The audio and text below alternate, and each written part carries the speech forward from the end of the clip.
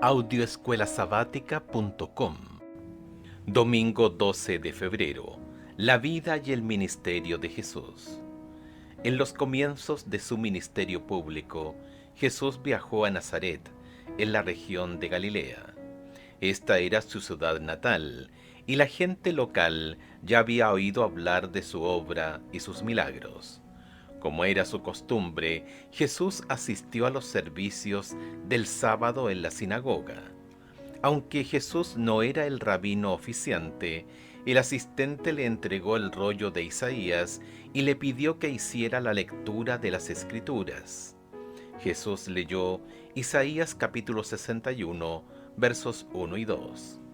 Escucha Lucas capítulo 4, versos 16 al 19 y compáralo con Isaías capítulo 61, versículos 1 y 2.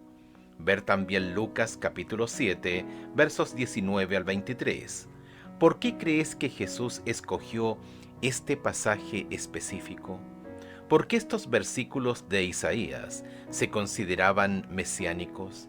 ¿Qué revelaban acerca de la obra del Mesías? Lucas capítulo 4, versos 16 al 19. Vino a Nazaret, donde se había criado, y en el día de reposo entró en la sinagoga, conforme a su costumbre, y se levantó a leer. Y se le dio el libro del profeta Isaías, y habiendo abierto el libro, halló el lugar donde estaba escrito: El Espíritu del Señor está sobre mí, por cuanto me ha ungido para dar buenas nuevas a los pobres. Me ha enviado a sanar a los quebrantados de corazón, a pregonar libertad a los cautivos y vista a los ciegos, a poner en libertad a los oprimidos, a predicar el año agradable del Señor. Isaías capítulo 61, versos 1 y 2. El Espíritu de Jehová el Señor está sobre mí, porque me ungió Jehová.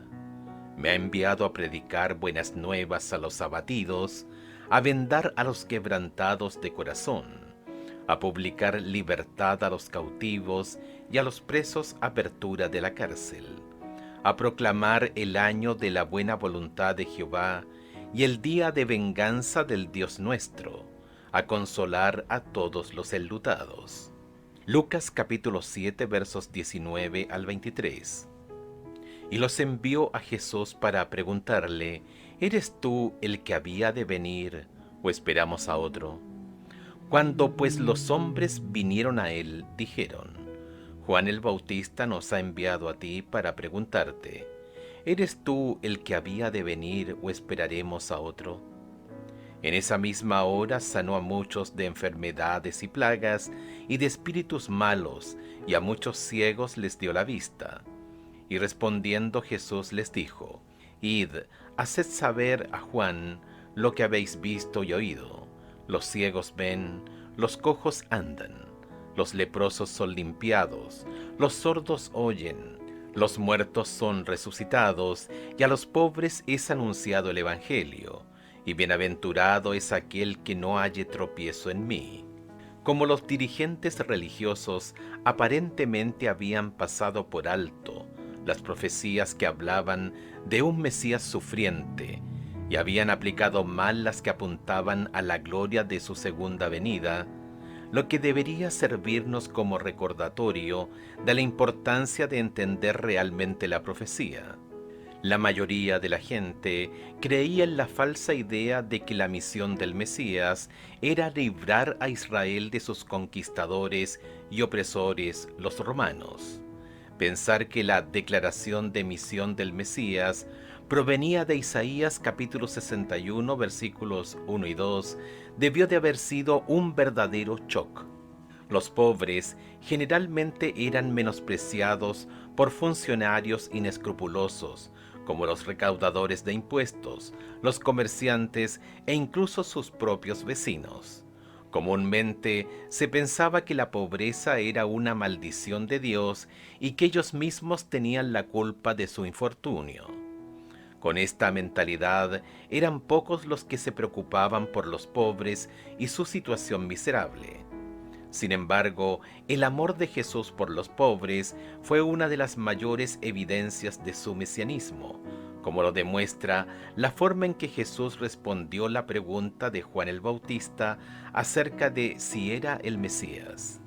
Ver Mateo capítulo 11 versos 1 al 6. Como los discípulos del Salvador, Juan el Bautista no comprendía la naturaleza del reino de Cristo.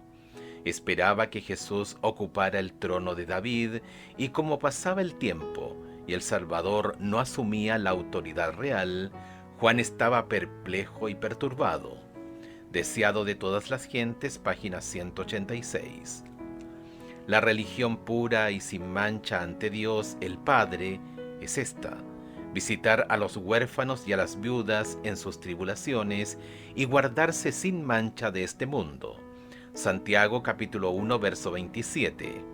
¿Cómo debería ayudarnos este versículo a establecer nuestras prioridades religiosas?